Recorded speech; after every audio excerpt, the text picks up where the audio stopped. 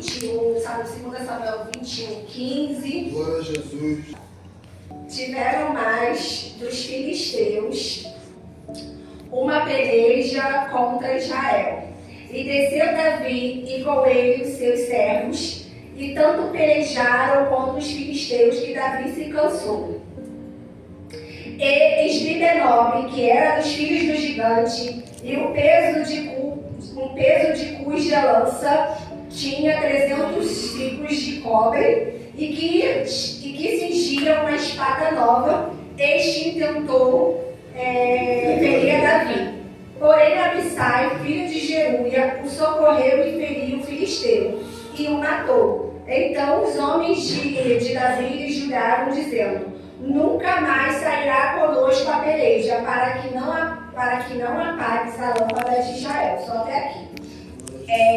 Nós conhecemos muito bem a história de Davi, e eu acho que até as crianças que já nascem começam a cultuar ao Senhor, já começam a ouvir. Primeira coisa que eu acredito que as crianças começam a ouvir a história de Davi. E eu quero trazer aqui 2 vertentes sobre a vida dele. Eu quero trazer uma trajetória de vitória, de conquistas, mas também quero trazer uma trajetória de um momento de cansaço de Davi. Essa passagem fala já no final já da sua carreira, Davi já cansado, já com uma determinada idade. E quando nós começamos a conhecer e falar sobre a história de Davi, nós sabemos que Davi estava lá entre as ovelhas malhadas, a qual o seu pai, sua família, ninguém valorizava, né? Não dava nada por ele. Eu acredito que até o propósito do Senhor colocar Davi atrás daquelas ovelhas malhadas já era o Senhor trabalhando na vida de Davi, forjando o caráter dele, ensinando ele a administrar algo que seria lá na frente. É por isso que eu digo que muitas das vezes nós não temos que questionar quando o Senhor coloca a gente para começar por baixo. Aleluia. Eu tenho certeza que Davi não questionou nenhum momento em que o pai dele disse assim: vai lá, vai ficar com os restos, né? Vamos conjecturar. Fica atrás das ovelhas, porque a gente sabe que aquelas ovelhas não eram não dava renda para o comércio. Porque o comércio eles valorizavam, eles queriam, davam mais ênfase às ovelhas que eram puras, as malhadas para eles não tinham. Então aquilo ali era aquilo que restava. E o pai botou Davi ali fez o seu papel, cuidava das ovelhas e ali já havia um propósito. Mas chegou um momento em que Davi ele tem as suas guerras, tem as suas batalhas, que a gente sabe que ele guerreou contra o urso e contra o leão, e foi vitorioso, né, a Bíblia fala. Mas houve um momento que o seu pai disse para ele, aí é onde é o propósito do Senhor também: Davi, vai até os seus irmãos e leva pães, leva alimento e procura saber se eles estão bem. Aí, bem ou mal, ali Davi naquela hora pensou: tudo bem, eu vou fazer o que meu pai está mandando. Eu simplesmente só vou lá como menino de recado e vou entregar os pães. Mas não, gente. É o que eu falo. As coisas do Senhor, a gente não entende a forma e a estratégia que o Senhor usa. Jesus. Então eu queria dizer anteriormente que quando muitas das vezes o Senhor coloca a gente por baixo para fazer algo, não é para nos humilhar. Não é para deixar a gente para baixo, por baixo. É porque o Senhor quer nos ensinar através de algo pequeno para a gente chegar lá na frente e saber lidar com algo grande. Jesus, aleluia. Administrar uma nação depois de muitos anos. Então, quem sabe administrar bem umas ovelhas malhadas, o que ele faria com uma nação?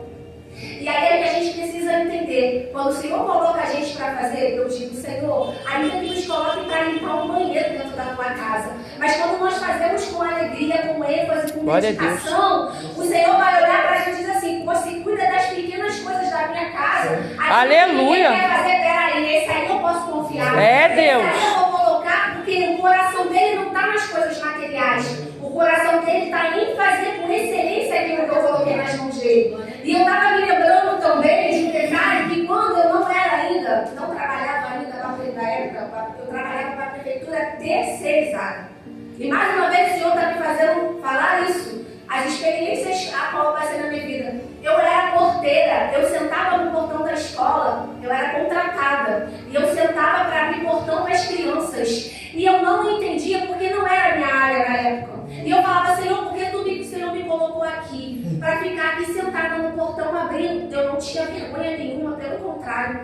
E aí teve uma vez que a diretora, ela se incomodava muito com a minha forma de me vestir. E aí me contaram que ela dizia assim, ela é muito arrumadinha para uma porteira. E aí chegou um período em que ela me pegou para uma situação, ela disse assim, docinho de coco, ela me chamava assim, vou te dar aqui uma faquinha, você vai lá pro banheiro, tira todos os decalquezinhos que tem, limpa tudo, toda a parede da minha, aí a parede era toda de piso não, de azulejo, aqueles azulejo antigo, e ela me fez.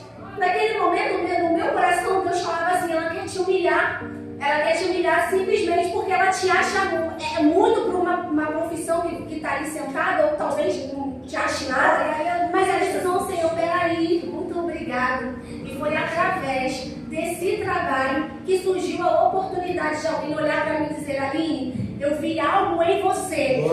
Glória a Deus! Faça porque você vai entrar. E aí eu resolvi ouvir a orientação dessa pessoa que já estava me observando há muito tempo. E realmente o Senhor tinha esse propósito na minha vida. Eu fiz a inscrição, fiz a prova, passei. Não entrei no momento, fui entrar 4 anos depois e hoje estou aqui para ouvir. Glória a Deus, aleluia! Aquele cargo que aquela diretora ela tinha de funcionária pública, hoje eu estou no mesmo cargo. A diferença é que eu não sou diretora, mas eu estou no mesmo patamar que ela. Eu consegui entrar com a mesma oportunidade que ela teve. Então, eu estou dizendo para vocês é que o Senhor, muitas das vezes, coloca a gente em situações que a gente não entende. É, Jesus. E que a gente quer murmurar e dizer, Senhor, mas eu não podia estar aqui sentado, eu queria estar numa multinacional. Mas o Senhor quis que eu estivesse ali, para que eu aprendesse, porque hoje eu estou no chão da escola, né? Eu trabalho em escola, hoje eu estou no chão da escola e hoje eu sei o que é estar ali, porque eu já tive outras situações. E aí Davi era a mesma coisa. O Senhor pegou Davi para isso, porque sabia que havia uma grande nação para colocar nas mãos dele. E quando Davi chegou naquele lugar, havia já uma batalha para se levantar, como nós sabemos. Ninguém, os soldados valentes, bonitos, fortes, malhados, sarados, nenhum deles tiveram a coragem de pelejar contra aquele filisteu. Mas Davi não. Davi, como ele já tinha as experiências e outros irmãos, a segurança dele. E a segurança que ele sabia que havia uma presença. Glória a Deus! Porque muitas das vezes não é só a força do nosso braço. Não é só a gente confiar naquilo que a gente sabe fazer. Porque há muitos profissionais, há muitas pessoas que sabem fazer tantas coisas e morrem. Vamos aí, quantos profissionais? Ayrton Senna sabia fazer muito bem aquilo que ele fazia. Porém, houve uma circunstância que a própria coisa que ele sabia fazer foi o que matou ele. Então, às vezes, nós colocamos a força naquilo que a gente sabe. Mas Davi, ele não simplesmente colocou a força naquilo que ele sabia fazer. Mas ele falou, bom, eu sei guerrear, eu já lutei, foi o que ele disse para Saul, já lutei contra o urso, contra o leão, mas ele sabia que havia uma presença que glória a Deus, ele, que era o que ia fazer com que ele lutasse. Aleluia! E quando Davi foi para aquele lugar, antes dele ir, o engraçado é que Saul ofereceu para ele as armaduras dele. E aí Davi até se prontificou. Não, tá bom, eu vou colocar. Só que aquela armadura não dava em Davi. Era muito grande, não foi feita a medida dele. Não era para ele, não tinha como Davi se encaixar. E o que o Senhor ele fala hoje, né, no meu coração para dizer para os irmãos, é que muitas das vezes querem colocar em nós coisas que não são para nós. Aleluia. Querem botar a gente em situações ou para fazer coisas que às vezes não é para nós fazermos. Há coisas que o Senhor nos prepara para aquilo, mas tem outras coisas que o Senhor prepara para outra coisa. E assim, cada qual o Senhor tem um chamado, algo, né, diferenciado para cada um de nós. A armadura de Saul foi feita para Saul, sobre a medida de Saul. Mas Davi sabia que não tinha como ele aceitar e até aceitou, mas não teria como ele lutar. Mas o Senhor, havia algo em Davi tão extraordinário que ele tinha como eu posso dizer, ele tinha uma artimanha, ele tinha uma cultura, porque Davi ele foi criado próximo às tribos de Benjamim ali. E essa tribo, eles tinham uma prática que era de mirar com o olho. Eles miravam para poder matar um animal, ou a caça, ou qualquer circunstância a qual eles precisavam lutar. E Davi foi aprendendo essa prática. Foi aí quando Davi, ele sabia o que ele sabia fazer era muito bem. E a Bíblia cita que quando Davi foi para aquele vale, para lutar, para guerrear contra o filisteu, não tinha como Davi com as suas mãos, não tinha como ele lutar. Mas ele se lembrou que havia uma técnica em qual ele sabia fazer muito bem. E que aquela técnica, com a presença que havia nele do Senhor, ele ia lutar. E a Bíblia cita que Davi foi até lá, pegou 5 pedras. Na verdade, ele não pegou. Davi escolheu 5 pedras. Porque há uma diferença, irmãos, entre a gente pegar algo e escolher algo. Quando a gente pega qualquer coisa. Mas quando a gente escolhe por detalhes. E Davi, ele sabia que até para ele conseguir lutar contra aquele filisteu, ele não poderia pegar qualquer pedra. Ele tinha que escolher uma pedra, qual seria algo que seria um alvo para realmente derrubar aquele gigante. Talvez ele olhou e falou, bom, preciso de uma mais pontuda, ou de uma mais gordinha, ou de uma mais detalhe assim, porque ele sabia que tinha que ser algo certeiro. Exatamente, Davi foi feito dessa maneira. Davi, a gente sabe, resumindo a história, foi lá, derrubou o gigante, depois o matou e se tornou, depois de um tempo, rei de Israel. E aí nós começamos a entender e agora a conjecturar a parte em que Davi venceu muitas guerras. Estou aqui falando da parte que Davi se tornou vitorioso em muitas coisas, bem sucedido em tudo que ele fazia. Nós sabemos que quando Davi ele começou a reinar sobre a nação de Israel, a gente sabe que ele ganhava todas as batalhas, porque Davi, ele simplesmente, um detalhe que me chama muita atenção sobre o reinado de Davi é que ele, por ser rei, ele não simplesmente dava só vou dar ordens. Façam isso ou façam aquilo. Davi simplesmente, ele sentava com seus soldados. Ele se orientava, ele criava a estratégia, ele estudava como que ele poderia entrar naquela região, naquele território. Ele não só sentava e dizia, nós vamos fazer dessa maneira. Não, ele se reunia, aí ele se juntava, ele estudava a melhor forma de como vencer o adversário. E aí, a gente vai ouvindo dizer quantas vezes Davi teve vitórias, ele lutou, venceu, mas chega um momento da nossa vida, como chegou de Davi, em que o cansaço chega. E que a glória vai se esvaindo. E que as coisas a gente vai se tornando cansado. E aí, nesse período, Davi já estava muito velho. Mas Davi ainda continuava guerreando. Ele ainda continuava à frente das batalhas. Só que naquele dia lá, havia uma família lá, dos telespectadores lá, só aguardando, vendo tudo acontecer. E aí, houve-se um gigante da família deles lá, não era da mesma geração. Porque aqueles gigantes que estavam lá já não era mais.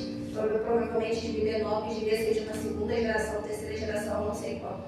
Mas aquilo eu tenho certeza que a história de Davi, eu costumo dizer que o povo de Israel era uma pedra no sapato dos filisteus. Porque todas as guerras que eles lutavam, Israel vencia.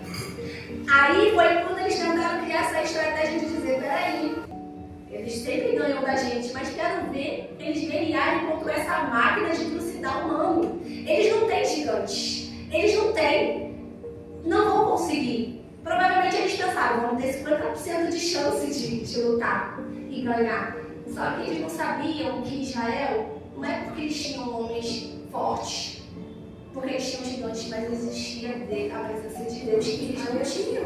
Porque os deuses deles não ajudavam. Mas o nosso Senhor, ele é aquele que quando a gente entra em batalhas, o Senhor, ele vai conosco. É verdade. E aqui já tem sido provado desde aquela época. É que todas as vezes que nós vamos entrar em batalhas e que nós chamamos o Senhor para estar presente, não tenha dúvida de que você vai vencer. Glória a Deus. Israel, ele vencia. E aí Deus provou que ainda com o gigante, ainda que tenham adversários que se levantam contra a nossa vida, não tem glória a Deus. Ele há contra aquele escolhido de Deus. E aí aquela família viu tudo, assistiu tudo acontecer. Viram que Davi, um homem desse tamanho de 1,5 m, provavelmente, como conseguiu? E aí virou, eu acredito que Davi ficou temido, virou aquela cultura de que, olha, baixinho, tremendo ele. Isso veio de geração, e Isbi-Benob colocou uma ira no seu coração, e ele começou a... Como é que eu posso te dizer? Ele começou a fabricar. A Bíblia cita aqui sobre uma espada.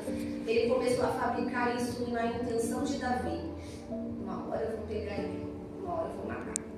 E essa espada que aqui fala, essa lança, foi fabricada na intenção de Davi. E esse dia chegou.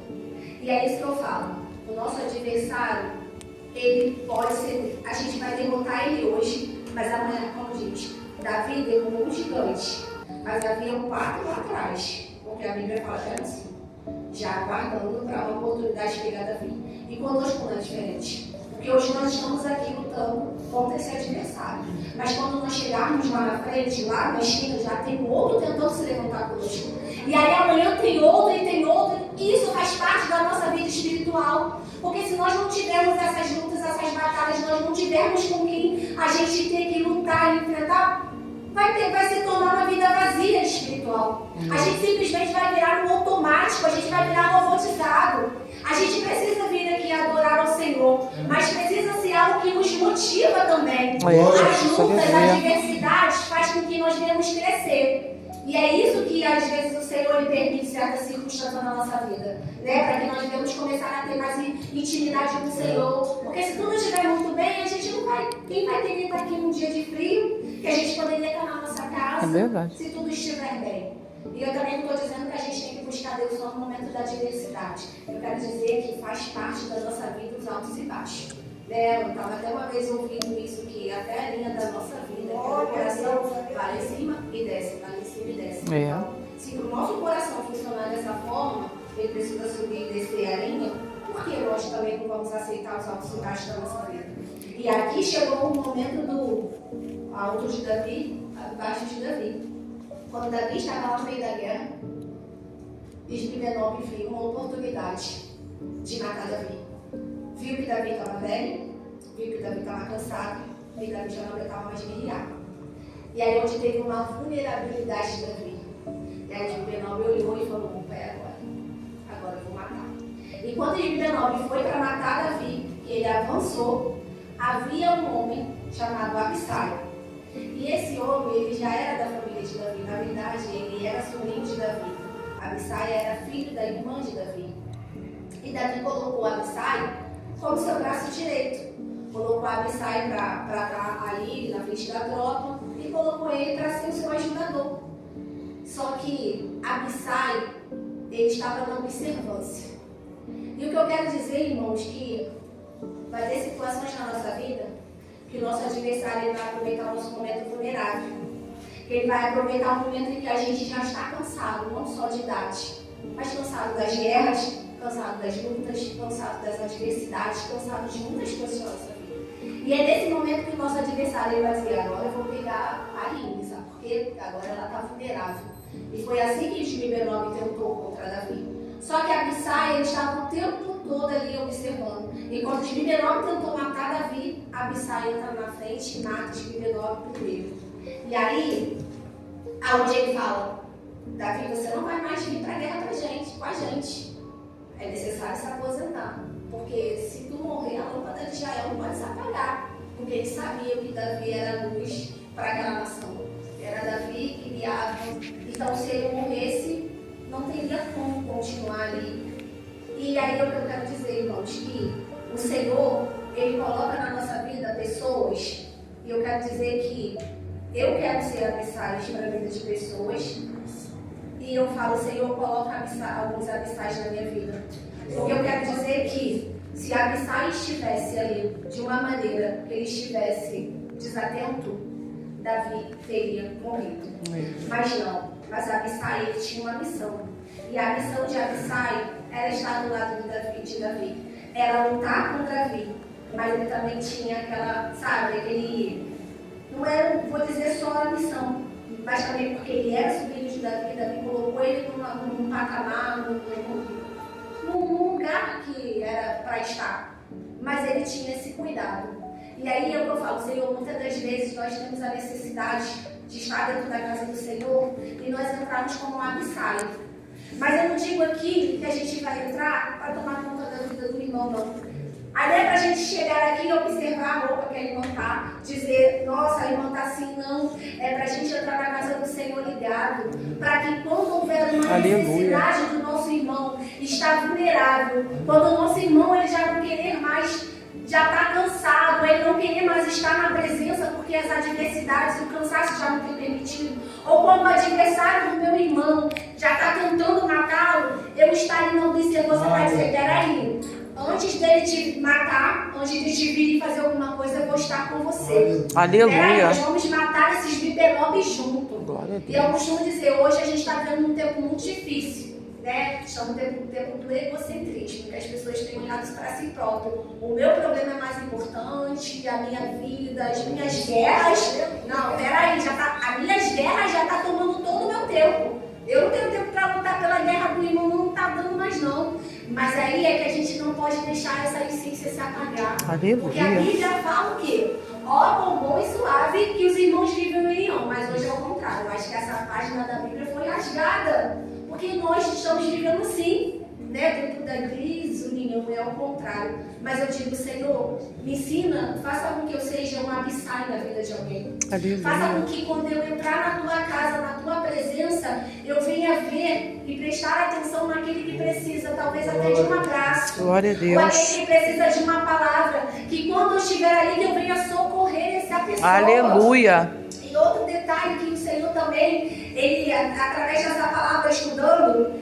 é que o Senhor, para colocar alguém para guiar, para estar do nosso lado, seja em qualquer missão que a gente vai fazer, seja em qualquer coisa que a gente vai fazer dentro da casa do Senhor, fora da casa do Senhor, seja na nossa família, o Senhor não coloca qualquer pessoa.